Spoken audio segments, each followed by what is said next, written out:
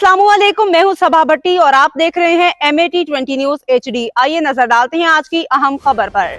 नाजरीन, अब रुख करते हैं दोमेल अटक की तरफ, जहां से हमारे district bureau chief Altaf Tahir की खसूसी रिपोर्ट के मुताबिक मुल्क भर के तराज इलाकों उर्दू में ऑपरेशन बनियानुल मरसूस की तारीखी कामयाबी पर यौम तशक्कुर मिली जोशो खरोश से मनाया गया।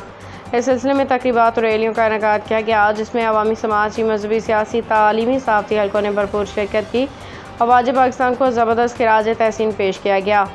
नमाज जुमा के इज्तिमात में पाक अफवाज की अजमत व बहादुरी और मार का हक में भारत को ज़िल्लत में शिकस्त देने पर खिराज तहसीन पेश किया गया।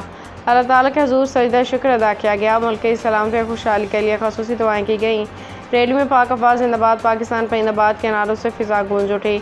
जन, दोमेल और गिरदनवा के इलाकों में ऑपरेशन बनियानुल मरसूस के तहत तकरीबात का इनेकाद, निजी सरकारी स्कूलों में तकरीबात, इज्तिमात, नमाज जुमा के इज्तिमात में पाक अफवाज की अजमत बहादुरी को मार्का हक में भारत को ज़िल्लत में शिकस्त देने पर खराज तहसीन पेश किया गया। खसूसी दुआएं मुल्क को सलामती के लिए।